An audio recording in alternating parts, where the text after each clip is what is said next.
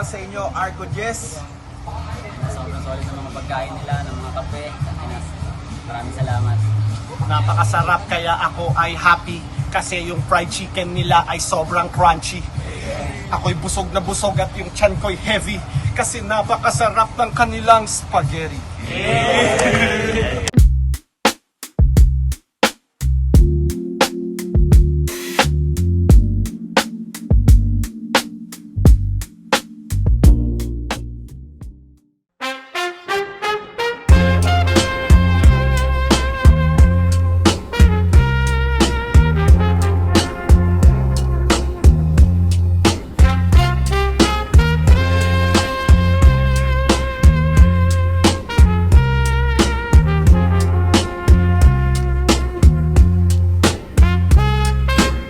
Tech One, Masbate represent. Siguro masabi kong medyo hassle yung pag-aanda ako dito kasi maraming trabaho, pero siguro magiging pasok naman to para kay Dem. Bibigyan kita ng magandang laban na hindi mo pagsisisihan. Dem, baga kay tinambak, Pomcals King versus. Actually, di ko siya tinuring na battle na tikdikan. Eksperimento lang kung maging effective yung papakawalan or effective yung experiment ko dun na tumagos. Proceed tayo sa second round. So, At para sa akin, yung harang is isa rin tong napakalaking galaw talaga para sa hip-hop scene, lalong-lalo na sa buong Bicol. Kaya shoutout kila Atoms. Malaking hakbang to para sa hip-hop. shoutout mga tropa sa BGC, Batang Port, yun, saka sa mga manunula ng King of Verses, part ng Pomcals. Yo, shoutout sa mga barkada ko dyan sa Bisman's Record. Abangan nyo, Tech One, Masbate represent. Oragon Rap Battles, MMXNN Clothing, presents Antiguar, Harang Tournament, mag-ingay para sa susunod na laban, oh!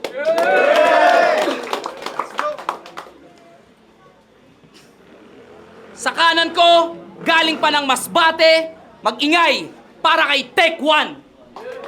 Yo, Tech One nga pala. Ayoko nang isipin, mga suliraning nangangain. Isip ay lumilipad, lalong sumasagad sa pagsubok na hinain. Gusto ko nang umayaw, palaging uhaw sa kalayaan na bitin din. Bakit di kumakain? Present shoutout kay John Paul sa On Q Villa Hall. At sa lahat ng pumunta dito, let's go! Yeah. Sa kaliwa ko naman, galing pa ng Tinambak Camarines Sur, mag-ingay para kay Dem. I'm a bitch, she's a big fat bitch, she's the biggest bitch in the whole wide world. She's a stupid bitch, and everyone's a bitch, she's a bitch to all the boys and girls. Pomcals King of Verses. Yun na.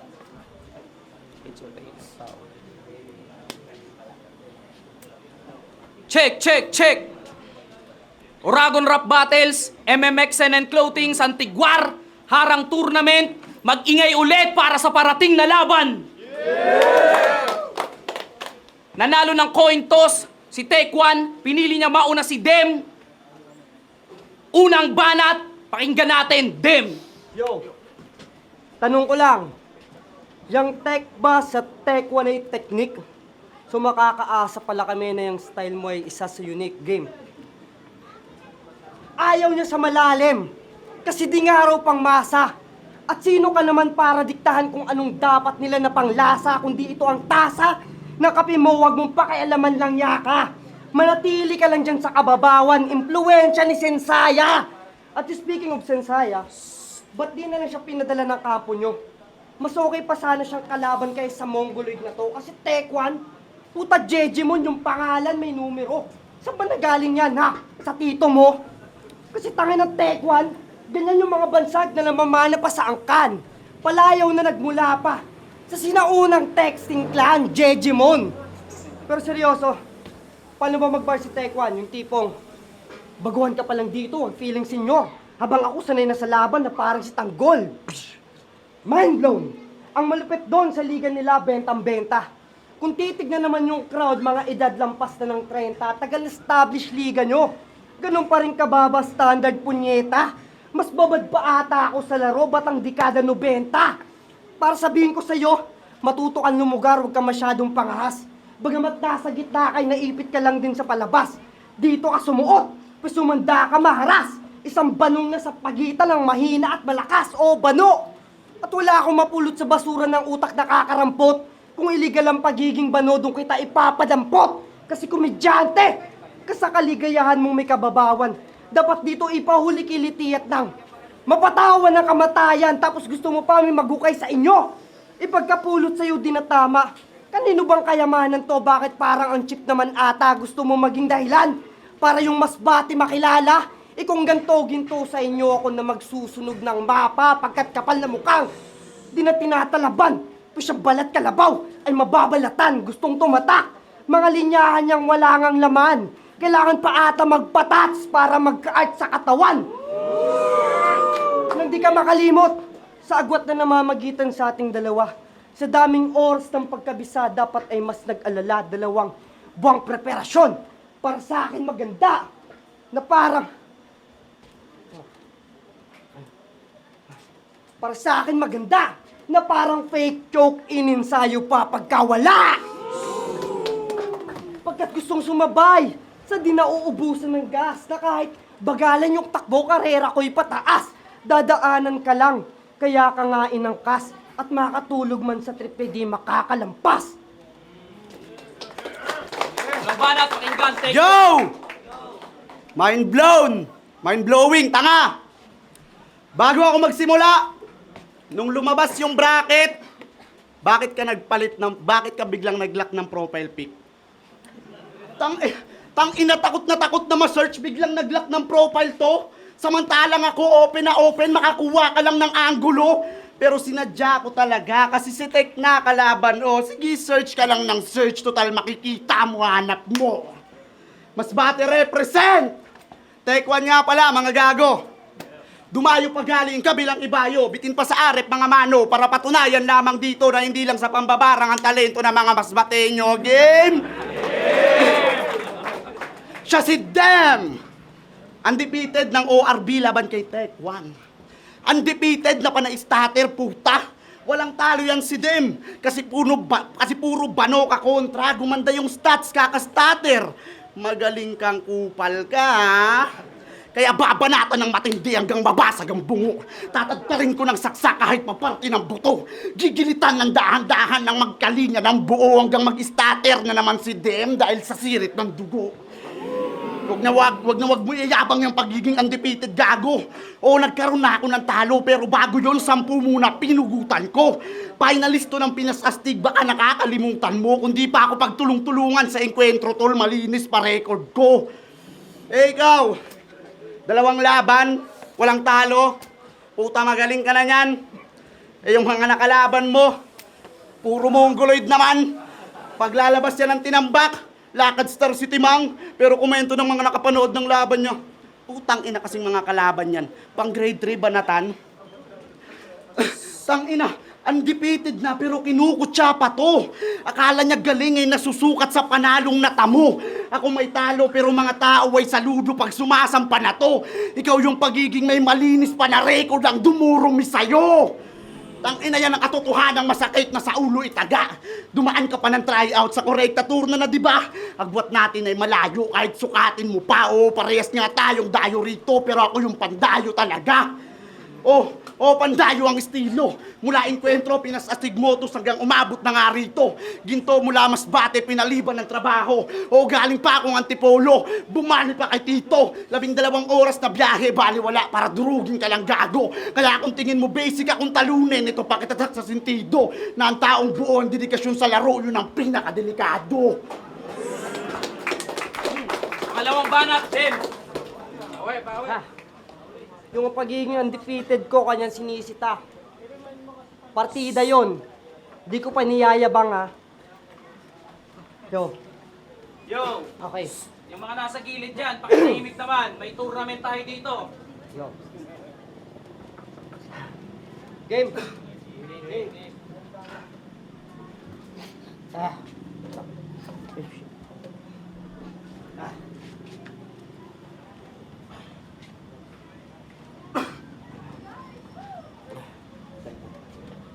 Tek1. Tangin ng Tek1 to. Whew! Ano ba no?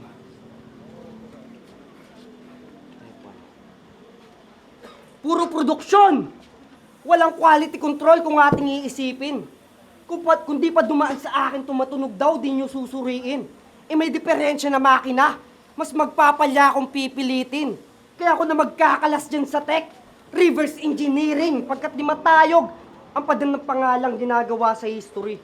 Kaya di ko maiwasan magtanong kung yung tech ba sa tech 1 ay technology. Yung kaso, laging subject for improvement. Marupok pati appearance. Pagkat sa modern era ka na nahubog, kaya substandard yung materials. Ako, usapang selfie bars, ako'y laging nakatingin sa bigger picture.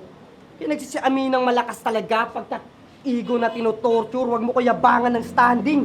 Mas maganda aking posture. Iba-iba man pagkakasalin ako yung halimaw dun sa folklore. Ramang siya. Sobrang plain na mga linya ang wax pa ng gestures. Pangbano na yung elements, maswak pa yung structure sa kanyang basurang itinatapon. Nalaman lamang kanyang nature. Nabuti pa yung future may tech, pero si tech wala ng future o pa computer. Yan, kabanuan mo ngayon ng super. Di ako magpapakain dyan sa tech na parang four-eyed loser. May tech sa pangalan. Pero outdated ka na po, sir. Ikaw naman tong ginawang ignorante dyan sa tech na parang boomer, you fucking poser. Kasi Tech 1, feeling may lahi yung tamod ni Tech 9 o Tech 9. Kasi gusto niya maging egoy, kaya ganyan kanyang stupid ass name. Akala mo talaga may breeding, mukha namang Aspin, hoy Blackie. Di ka egoy, mukha ka lang walang magandang gagawin. Wala pang kremensya na sa laren, ba't sa matumingin, sabik tumikim, kung susuntok bubusugan, tatatarin ng pasatong, gustong umitim o pagbibigyan. Total mukhang giyang na giyang, nag-a-addict na uli. E di mas lalong di ka pala pwede maging egoy eh. Kasi di ka makalay sa puti! At wala rin literatura akong nakikita sa kanyang mga pinagko-construct. Kaya binabala dalang basa niyang papel na parang nanunumpak. Isinalang ORB para makipag-enkwentro. Yung pagka-nurture, wak! Kaya kung di ka sanay na dumayo, pues ito culture siya! O wala ka nang may papakitang bago. Banukit ang tinitignan. Kung usapang upgrade yung si Tech, tang ina irrelevant. Simulat sa pool. Sa title ay wala kang chance. Pagkat ikaw yung Tech na hindi mag-a-advance. Yaw! Tangina mo, choka na naman. Yaw! Nung laban niya kay Doc, all 3 rounds umikot lang sa pangalan ng hinapan ng tama. Sisingit lang yan ng 2 lines, sabay Doc naman. 2 lines, sabay Doc naman. Alam mo, Dem? Demonyo ka. Pati si Doc, hayop ka, dinudoktor mo pa.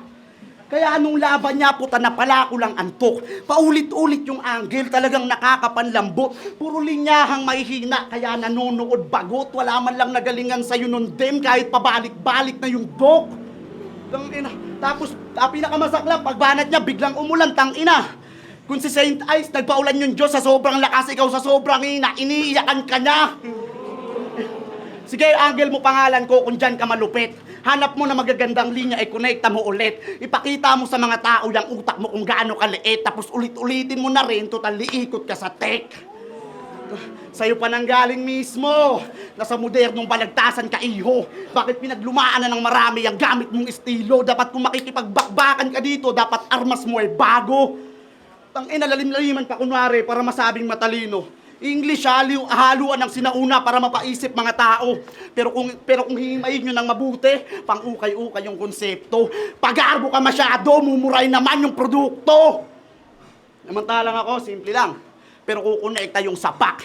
Tinutugma kong salita, araw-araw natin gamit sapagkat kailangan ko pa bang ipaliwanag para sa utak nyo tumatak? Di ba't ganyan naman talaga kapag may take, dapat makuha nyo lahat?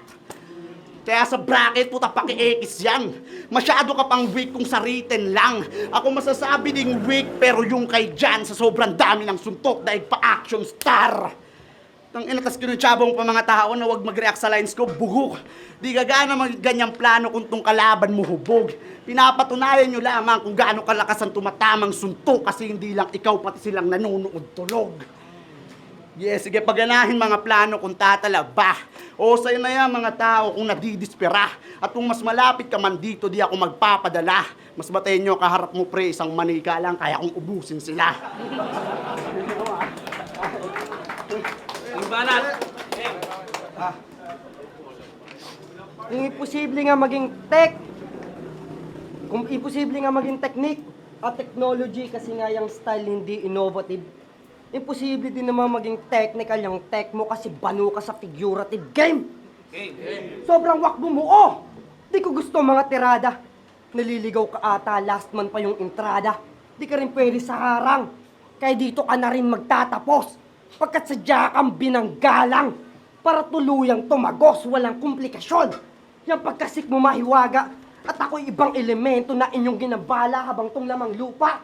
Sa Santiguar nagpapakilala. Kaso pinatay ko na yung albularyo at wala na sa yung maniniwala. Ang nakatakda ay nakatakda. At yung sakit ay wala ng lunas. Kaya tatapusin ang dapat natapusin sa ibinigay na oras. Pareho kami maigpit sa bagay na yan. Kahit di niya ako matutodas. Pagkat ako'y stricto din sa deadline at siya'y wala ng bukas. Sige, laruin pa natin ng konti. Balik na sa mga susunod na kaganapan. Magsuot man na maraming relo ay wala sa kamay mo ang iyong kapalaran. Sa pagkakalang napapanahon ay sa maling desisyon manghihinayang pagkat ako'y galing sa hinaharap. At nakaraang di mo matatakasan. Yung parisukat mo na hawak, time machine sa kamay. Tagal na netong naganap, masyado ka pang natatangay. Nilaro-laro lang yung oras. Ano pa bang inaantay hanggat pinapanood mo tong video paulit-ulit kang mamamatay? Mga parte ng kasalukuyan, hinaharap at nakaraan, nagre-review ng isang pangit na karanasan, dalang-dala sa biyahe at kung nalulula ka pa man, yung dala mo na bagahe ay ikaw din ang laman. Pero huwag ka matakot, di ka pa naliligaw sa panahon. Sa ginawa na paradox, tayo pa rin togang ngayon. Okay lang na makalimot, matagal na kitang nabaon na tiyang binubuksan mo na time capsule ay iyong mismong ataol, takong rarom. Ang ulayan daw at Tagalog Bicol mayong sami. Sanay ito sa pareho, tisti nga magrane. Nagpaparisa ka lang, nadait at tao ka ine. Iyo nagpipirit magwala. Ining ralawe, dahi katuod! Kaya kita nyo naman, sa pagbigay ng magandang battle maaasahan, may replay value kada video mapag-aaralan. Bawat taga sa bato ay umuukit ng kasaysayan. Kaya iniwanan ko lang yung tech ng modernong balagtasan. Banat, take one. Yo! Huli na! Pero eto parang gusto lang rumaos. Sobrang hina na tumira, parang lolo lang ni Atoms. Istilong galing sa 3GS, boss! Gago pakiayos! Kahit makisilong ka pa sa squatter dem, demolish kapag katapos round 3 game! Adik! Balasubas! Pabigat yan sa pamilya! Gangster pa yan sa tinambak, kahit utang nila sa Bombay, tambak na! Irresponsabling anak pero galante sa barkada. Di baling walang panggasto si mama basta may pang-trauma yung tropa. Tangina mo, dem. Kasi paglalaban mo tong liga, seryoso ka? Eh pamilya mo pa nga lang napapabayaan mo na. Kaya wala kang karapatan ipagtanggol tong kultura kung di mo kaya ipagtanggol sa kahirapan yung sarili mong pamilya. Tangina, kaya sa pagiging rapper na ito, wala akong respeto dyan. Tangina, sa'yo umaasa magulang mo tapos mindset mo ganyan. Mas importante pa ibang tao, puta nakakasuka yan. Ikaw lang yung kilala kong breadwinner na talunan. Tangina na ito, ikaw lang yung kilala kong breadwinner na talunan tapos mag-a-addict, gagawa ng kanta, tema, mahirap lang kami. Malamang tangina ka ba? Bibili mo na lang kasi ng ulam, hayop ka, pang shashabu mo pa. Tangina, praning ka na sa kaka-addict mo, sir. Inista pa to ng source niya, magpapablatter. Gago! Tangina na ito. Talino mo no? Walang makakapantay. Mag-aayato ng shabu sa harap ng barangay. Kaya di ka kabilang dito, pakitatak sa bunbunan. Bago ka magpabibo, yung shabu tigilan. Kala mo sa mga tao, sarado isipan, gago wala kang pwesto rito, balik dun sa pwestuhan. Kasi sa bato na sanay, kaya apoy mo pang lighter. Talino mong taglay, gagamit pa ng tutor. Puta humuhusay sa pagiging user. Para makaabante lang sa game, kailangan pa ng pusher. Gago! Kaya magkaiba tayo. Lahat ng binubuga ko dito, natural yung talino. Di ko na kailangan ng chemical o damo para bumilib mga tao. Sumasalang ako dito na puro yung lyricismo, pero matik lahat ng kinakalabasan ng laban ko positibo. Tangina, gawin mo to ng walang daya at buuan dedikasyon. Sa lahat ng sinabi ko nitong round 3, totoo at di lang basta opinyon. Oo, adik at mabigat ka sa pamilya mo din, wala kang emosyon. Kaya kung sa tingin mo nagsisinungaling ako, wala ka ng round 4, di mo na mariribat yun. Tangina mo. Yeah! Mag-ingay para sa laban na yun, oh! Oragon Rap Battles, MMXNN Clothing, Santiguar, Harang Tournament, mag-ingay ulit para sa laban na yun! Sa laban, pagitan ni Dem at Take One ang boto ng Horado at advancing para sa quarterfinals, 3-2. Mag-ingay para kay Take One. Yo, Taekwondo, Masbate represent. Shoutout sa lahat ng barkada ko, Bismen's Records, tsaka kay Dem, sobrang solid. Tsaka kay Sir Atoms, maraming salamat, pinasalang ako. Let's go! Nice start ang Ina Pepper. Binoto ko si Taekwondo. Ang lakas nung opening niya, ang lakas din ng ender ni Dem. Pero mas preferred ko lang talaga yung mga punches niya, talagang kumukonekta. Pero props pa din kay Dem, malakas din. Yung round 1 niya lang kasi may stutter tapos medyo natagalan siya sa round 2. Pero props pa din, malakas. Yo, Doc. Binoto ko si Tech 1. Di bale, binoto ko siya per round. Binoto ko si Tech 1 ng round 1 and round 2. At saka, binoto ko ng round 3 si Dem. Di bale, binasi ko lang sa mas mabibigat na punchline na lumanding. Kung saan mas madiin, nakuha yan ni Tech 1 sa round 1 and round 2. Pero parehas sila ng countings ng punches eh. Parehas naman lumalanding, mas madiin lang yung nagagawa ni Tech 1. Sa round 3 naman, di bale, nakuha ni Dem yun kasi sobrang solid nung round niya and then natapos niya na maayos. Mabibigat yung mga punchline niya na nabitawan niya doon. Nakuha niya yung round 3 pero Tech 1 pa rin. Yo, IV, Uptown Mabo RB. Binoto ko si Dem. Ko siya, binasi kong round per round. So, yung round 1, halos pareho pa lang sila nagpapainit. Pero mas maganda yung, sa tingin ko, mas maganda yung flow ng tula ni Dem kaysa sa parang more on generics kasi yung mga gamit ni ni Tech 1 na hindi ko para sa akin lang parang medyo parang naririnig ko na sa ibang MC na ganun. So medyo samantalang yung Kidem sa round 1 medyo creative yung pagkakagawa niya. So parang may ibang character. So yung round 1 doon, yung round 2 binigay ko kay Tech 1 kasi doon sa naging somehow choke ni Dem. Nakaapekto yun sa sinasabi niya sa mga susunod na yung mga sunod na round niya na though nabawi niya, medyo nawalan ng impact yung landing ng mga punches niya doon kasi yun nga yung nangyaring choke. So yun, round 2. Round 3 para sa akin binigay ko kay Dem kasi inano ko na lang siya sa overall nung round 3. Mas maraming punches yung kay Tech 1 kaso para sa akin mas mabibigat yung though mas mahaba yung setup ni Dem pero yung sa punches ni parang kumbaga magaan na punches sa isang mga 2-3 mga malalakas na punches. So parang doon ko binase. Kaya Dem. So 2-1 Dem. Yo, aral nga pala, pakyo kay Palara. Yo, binoto ko si Tech 1. Round 1, sobrang dikit lang sobrang dikit ng round nila parehas. Sobrang binigay ko lang ngayon kay Tech 1 ng parang konting-konti lang tapos sobrang dikit parehas solid yung returns nila tsaka yung performance. Pero para sa akin sa preference ko parang lumamangs ng konting-konti lang si Tech 1. Then round 2, doon yung parang pinakang malakas doon nakuha ni Tech 1 yung round 2 kasi parang na-predict niya yung angle na nagamit ni Dem which is yung paggamit sa pag-nameplay sa isang round is puro nameplay ganun. Then round 3 yung pinakamalakas na round ni Dem, sayang kung lahat ng round niya ganun. Pero 1 and 3 kay Tech 1. Yun, Mabs T. Round 1, binoto ko si Dem.